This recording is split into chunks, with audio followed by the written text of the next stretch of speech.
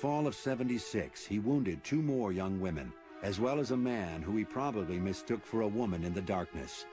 Donna DeMasi was shot in the neck. Joanne Lamino was paralyzed from the waist down. And Carl De Niro would end up with a metal plate in his head. Berkowitz was nervous during these first few attacks because he realized he was crossing over the greatest moral divide. I was cognizant of finally being able to pass that point in which a human plays God, he would later confess. I was anxious, excited, and tense. Berkowitz also got excited over the thought of being a hero. He fantasized about rushing into a burning building and saving women and children. On a frigid night in January 1977, Berkowitz, with his gun in his pocket, cheerfully helped some stranded teenagers push their car out of a snowbank. And yet, later that very same night, Berkowitz crossed paths with Wall Street secretary Christine Freund, who was in a parked car with her boyfriend. She was shot and killed. Her boyfriend was unharmed. Up to this point, police still had no clue that the murders were related. The detective assigned to Freund's case sent the bullets to the ballistics lab for analysis. I walked into the ballistics unit in the police academy. I met with George Simmons, and my purpose of going there was to meet him specifically, not his boss, not another ballistics detective, but him, because I had a lot of faith in him. And as I walked in, he said to me, "Joe, we have a psycho here." Simmons explained that he had seen the same bullets in 3 other shootings since July. He was convinced they all came from the same rare kind of pistol, but he couldn't prove it yet.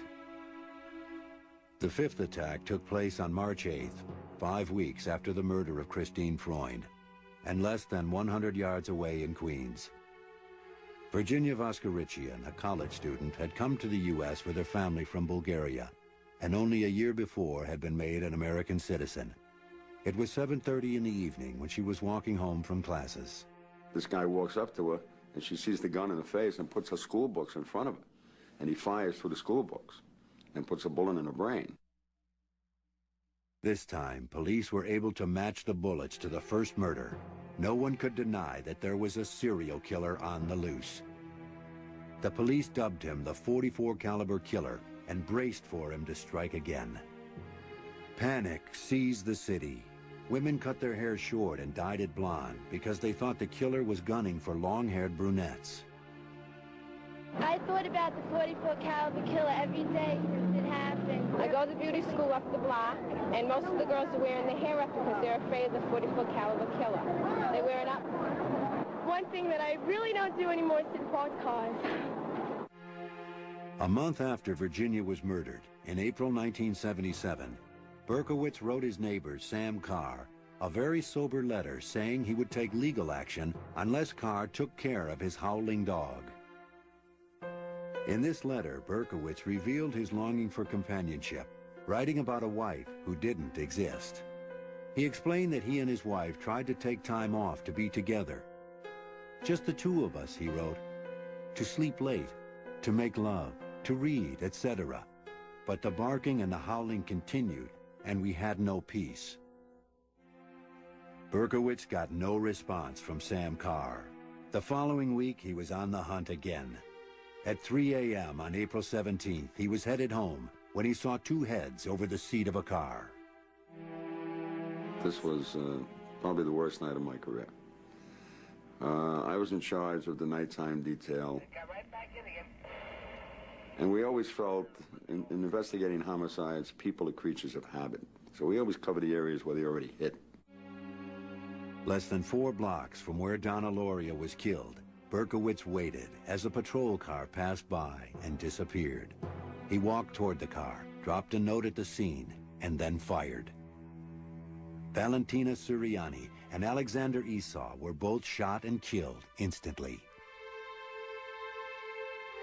The note Berkowitz had dropped at the crime scene was the first solid lead for the police. It said, "I am deeply hurt by your calling me a woman hater. I am not, but I am a monster. I am the son of Sam. I love to hunt," he wrote, "prowling the streets looking for fair game, tasty meat. I don't want to kill anymore. No, sir, no more. but I must honor thy father. I want to make love to the world. I love people. I don't belong on earth.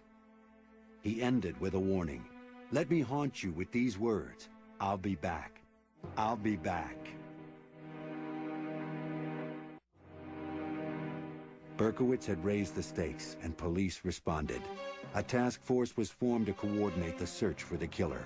It was the most extensive manhunt in the history of New York. A few days after Valentina and Alexander were murdered, Berkowitz wrote another letter to Sam Carr, saying that his life was destroyed and he had nothing to lose anymore. I can see there shall be no peace in my life until I end yours. A week later, Berkowitz shot and wounded Sam Carr's dog. The New York papers appealed to him to turn himself in. Berkowitz responded with a dark, chilling poem to the Daily News. It read, "Hello from the gutters of New York City, which are filled with dog manure, vomit, stale wine, urine, and blood. I am still here, like a spirit roaming the night, thirsty, hungry, seldom stopping to rest, anxious to please Sam.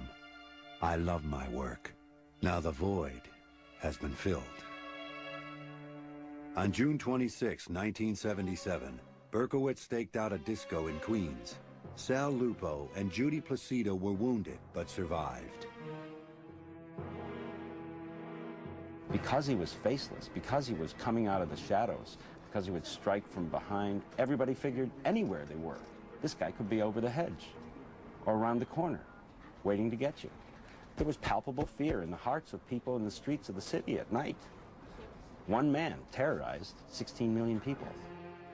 On July 31st, Stacy Moskowitz and Robert Violante went out on a date in Brooklyn. Before Stacy left, she and her sister joked that the odds of crossing paths with the son of Sam were 1,000,000 to 1. That night, Berkowitz was hiding in the park as Stacy and Robert parked their car. He watched them as they played on the swings. Back in their car, they were kissing passionately. Berkowitz fired 4 bullets into the passenger side window. He stood there mesmerized and then ran. Robert Violante lost one eye and was partially blinded in the other. Stacy Moskowitz lived for 39 hours and then died. What he was doing was manipulating, dominating, and controlling society. And now this insignificant nobody, someone who feels like he's one grain of sand on a beach with billions and billions of grains of sand, he is important, and he finally has arrived. It was only then that the son of Sam gave police the clue that would lead to his arrest. The night he killed Stacy Moskowitz, Berkowitz watched the police write him a ticket for parking his Ford next to a fire hydrant. A week later, he dutifully paid the ticket by mail. The police traced the license plate cited on the ticket to the name David Berkowitz. They quickly discovered that he had been sending harassing letters to a number of people, and that a man named Sam Carr claimed Berkowitz had shot his dog. Out of a pile of hundreds of tips and complaints from the public, Berkowitz's name appeared 3 times. On August 10th, 1977, a large team of detectives staked out Berkowitz's apartment. The end was anticlimactic. Berkowitz walked out of the apartment building with a brown paper bag and got into his car. A detective approached the car and